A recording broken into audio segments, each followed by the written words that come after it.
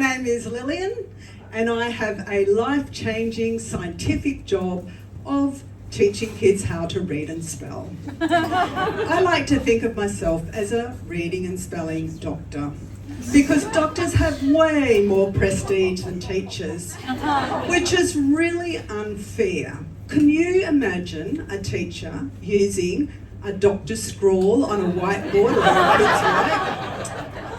And really, when you think about it, we both basically do the same types of things. We find the root of the problem, we provide remedies for the problem, and we've both mastered that same look when we're not happy with you. So we're essentially the same. It's just that, oh, that's gone on quickly. I don't save lives. I don't earn anywhere near as much money. And definitely do not call me if you need resuscitating. I might be able to help you with the spelling of the word, but that's about it. I don't save lives, but I definitely change lives. If you can't read and spell, it impacts on every aspect of your life. It's like you live in a world where everything is written in a foreign language. Every time you're required to fill in a form, you have to pretend you've forgotten your glasses. And everyone just thinks you're dumb, which is just not true. It's usually because you haven't been taught properly. Do you remember look, cover, write, cheat? And even if you didn't cheat, it's still not a great strategy. And it's not the fault of teachers, because there's a lag of 20, sometimes 30 years between what the research shows is effective and it being implemented in the classroom. It's like teachers are being told, this is the best phone available. As the night progresses, you will notice that I'm somewhat more vintage than the other presenters. I used to be young, and then my grandson was born. And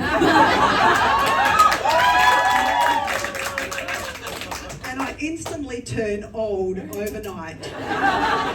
My knees started hurting, my back was aching, my hair was cut short, and I had to start wearing glasses. Actually, that's been a bonus because they hide the bags under my eyes. I started a company called Cracking the ABC Code, and we work with kids that are having difficulties to learn to read and spell. And when people find this out, they sometimes ask me, do you work with adults? Well, yes, but only if they can't spell words like sadoodle-dum, which you all know means a play with an unrealistic plot and characters. Think Days of Our Lives? And it was a word that was really easily spelt by some 10-year-old in one of those American spelling bees. And when you think about it, it's really quite straightforward. It's sa, using R as in car, do, using oo like in moon, dul, and obviously you need that E because every syllable needs a vowel. And then you just add on the suffix dum, like in kingdom. Another question that I often get asked is, are you one of those people that no one likes to play in Scrabble? Hell no. I'm a really bad speller. You're dumb. You know that saying, those that can do and those that can't teach? That's me. When my kids were younger, they used to say, hey mum, how do you spell illiterate? And I'd say, go and ask your father. No, I wouldn't. I'm a teacher. I'd say to them, it begins with the prefix ill, which means not, and then you need to add on the stem litter, which means letter, but don't double the T because, and they'd go, Dad, how do you spell illiterate? Which is D-U-M-B, because they should have listened to me. But the most common question I get asked is, now that we've got technology like speech to text, and autocorrect, why even bother teaching reading and spelling? Well, if you can't read, it's really difficult to check whether or not that speech to text actually worked properly. And I know that technology is improving all the time, but if you've ever used it, you will know you always have to make corrections. And if you're a really poor speller, 50% of the time, autocorrect can't even work out what you were trying to type. So this is Jane, so stressed. Need to, MEDDK, and autocorrect is going, what the duck? For the last 30 years, I've been looking at the research to find the most effective ways of teaching reading and spelling. And I've used these techniques to help kids all the way around the world read and spell better, which means that they're getting better grades. They can now correct their teacher, and I've literally changed their lives. So instead of,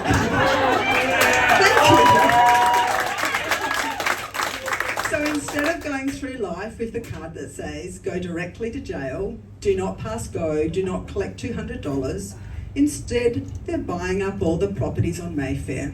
Now you probably think I'm joking, but 75% of the prison population are functionally illiterate. Now the research shows the most effective way of teaching reading and spelling is to systematically and explicitly teach the code. And when you hear that word code, you might be thinking of a QR code, or a computer code, or the Da Vinci Code. But what you should actually be thinking is, what are the sounds we use in English? A, sh, e, air. And what are the letters and combinations of letters we use to represent those sounds? And the memory research shows the most effective way of learning that information is to use pictures and stories. So when my students are learning the common ways of representing the E sound, they think of Pete up a tree holding a leaf and a briefcase. Humans are primed to remember pictures and stories. It is like our brains are the original Instagram without the advertising. Once you've mastered even a fairly basic level of the code, there are thousands of words you can read and spell. Along with learning the code, you need to learn the rules. Now, if you're anything like my grandson, he just ignores rules. And if you're 6, you're probably much more interested in learning the names of the Pokemon characters, Giltichu, Bigachu, Garnachu, than you are in learning how to spell mum, which would be L-E-G-E-N-D.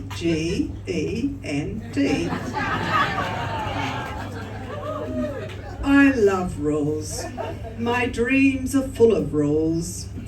For example, did you know in Texas it's a legal requirement to give your victim 24 hours notice in writing of the crime you intend to commit?